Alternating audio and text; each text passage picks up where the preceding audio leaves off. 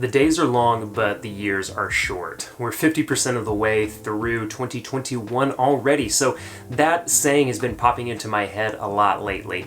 And one of the things that we can do in the middle of the year, especially take an extra 30 minutes out of your day or out of your weekend to ask yourself 4 really simple questions, 4 simple prompts that I'm going to give to you in just a moment that help you review the year that you've had so far so that you can better understand any kind of pivots or adjustments, or even just like giving yourself more confidence on like, hey, I'm on a really good path. I'm going to keep going this direction. So this is what we're going to talk about in the video today. Thank you so much for joining me. Let's go ahead and get into it.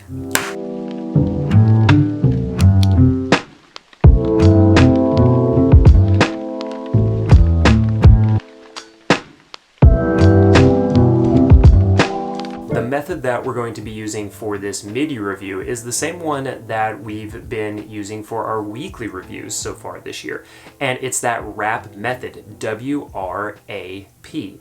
And what those 4 letters stand for are wins, results, aspirations, and pivots. So let me just break that down for you real quickly so you can know how I'm answering these and how you can use them as well. The first one is just very self-explanatory, is what are the wins? So think back to the last several months, the last 6 months, and thinking, what were the wins? What were the things that went well? And the thing that makes this really useful as you're getting used to this is being able, obviously, to do like a consistent WRAP review throughout the weeks or even the months of the year. So that way you can actually look and see, like, this is what I've been writing about. These are the things that I've wanted to do. This is, to me, one of the best cases for being like productive and being a planner and a reviewer, is that it gives you like a really tangible record of looking back and saying, these are the things that I wanted to do. These were my aspirations. We'll talk about those in a second. So that way you can really see, like, these were my wins because you've been reviewing them and accounting for them as the year has gone on. The second element in your WRAP review are the results. And I'm going to do the next 2 together because they work together. And it's the results of your aspirations. And so if you can think of those working together in tandem, like, what did you aspire to do at the beginning of the year? And then what were the results of those aspirations? So basically, what were your goals and how are you doing on them? That's the easiest way to think about it. And then the fourth and final element of your WRAP review is any kind of pivot that you need to make. So maybe something that you thought was really important at the beginning of the year, you found that's not as important. Maybe it's something that has become a lot more important. Maybe it's something that you need to change. And so just thinking mindfully, intentionally about what kind of pivots you want to make as you go into the remaining part of the year is an important way to think about how you can be successful and how you can be intentionally mindful and productive about the things that you want to accomplish. Now I want to give you a quick WRAP version of my own mid-year recap because some of it involves you and has impact on you. Because the biggest thing that I've, maybe ever done in my life besides get married and have kids is that I went full-time on my YouTube channel, on my email newsletter. I went full-time as a creator at the beginning of 2021.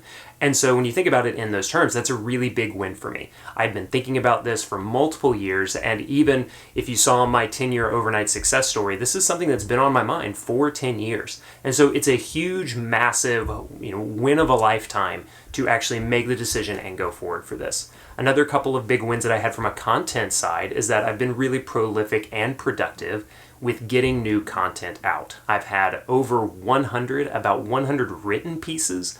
That's a lot of written content, especially for someone who has kind of like made his audience on YouTube. Even though it's not something I expected, I didn't aspire to do it. What were the results? We're going to talk about that in just a second for me. But those were like my 2 biggest wins. Now let's shift a little bit into the results and aspirations part of the review, because this is where you really look at, this is what I intended to do. This has been the results. Again, and then how do I pivot? That's what we'll talk about next. So we talk about results and aspirations together. And the biggest thing that I aspire to do as a full-time creator, this is what drove a lot of my decision. It drove a lot of my timeline. It also drove a lot of the anxiety before and even still after going full-time, is that I wanted to replace my salary level income as a creator within 3 to 6 months. And I had saving up to do that. So I was pretty close to it. The thing that I find really cool within like some of this stress and how it's like forcing me to grow and come to grips with some of the like money mindset issues that I've had in the past. I haven't at all had the moment or like sinking feeling of, oh my gosh, I can't do this. Oh no, I need to go get a job. I'm not making enough money. I had a bad month. No salary is coming in. What the hell am I going to do? What it's inspired me to do is like an entrepreneur, to figure it out, to create better things for you, to do like coaching or consulting. It's a little tricky talking about money on YouTube. In fact, it's not really that tricky. If I had like, and I'll probably do a video about like, here's how much I make on YouTube or as a full-time creator, because those videos actually do really well. That is the biggest one for me, that in terms of aspiration and kind of the results of that not lining up to what I want it to be. The other thing from a content perspective that, aspiration versus results didn't really line up actually is that I wanted to like do weekly YouTube videos. And I definitely thought to myself before this year started, like, well, I'm a full-time creator now, full-time YouTuber.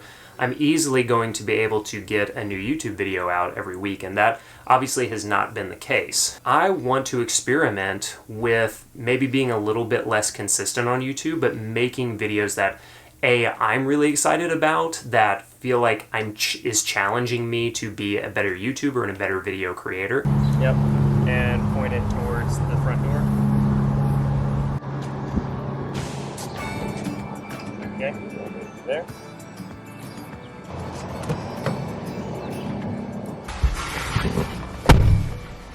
Because I can be honest, the videos that are easy for me to create and just like crank out every week, brain dump information on you and be like, cool, got a new video out. I don't know if that's the best thing. And so I have a video coming out like the week of July 12th.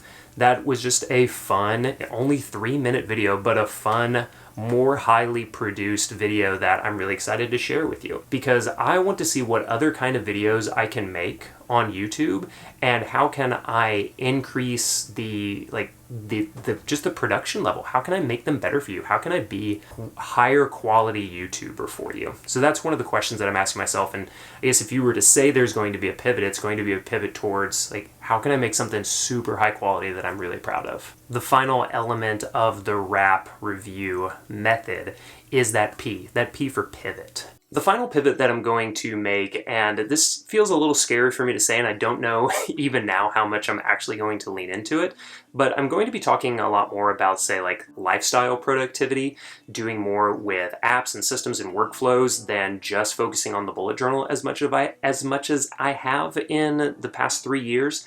I'll probably be talking more about the creator economy, talking more about how creativity and productivity overlap, like how do creators and artists get more work done? How do they focus on the right things? I'll be totally honest with you. I think I wouldn't say I've said everything about the bullet journal that I'm capable of saying, but I've said most of those things. And I'd rather say and share and make more videos about things that I'm really excited about talking about for the first time publicly, instead of being like, what is the 100th video that I can make about the bullet journal, and like, how can I talk about collections in a way that is really interesting?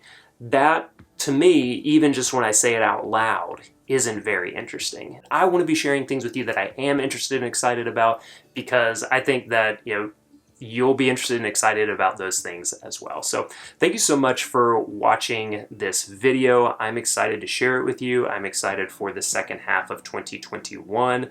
If I'm being totally honest, and I want to be totally honest with you, there are still those like anxieties and fears and stresses around, how much of this is the right thing? Like, I know it's just an alignment of the head and the heart, It's like, I know this is the right thing, but then like, my heart gets a little scared sometimes, like, ooh, is it going to be the right thing? And then sometimes I'll believe something so strongly, I'll be like, the heart is in the right place, but the head is like, well, logically, this probably isn't the right decision to make. So I'm working more on aligning like the head and the heart. Maybe that's a whole other thing that I could talk about. But thank you so much for watching this video. Thank you so much for listening to the podcast. This is also going out as a podcast version, so you check this out as well. We're going into the second half of 2021, and I'm so excited to be on this journey with you. If you want to make sure that you're getting emails from me, please sign up to my email list as well. There is a link in the description below so that you can get these regular emails from me. Also, also a bunch of these like email courses that I'm going to be launching over the next couple of weeks. Okay. Thank you so much. I'll see you in the next video, on the next pod. And yeah, let's have a great second half of 2021. Thanks everybody. Bye.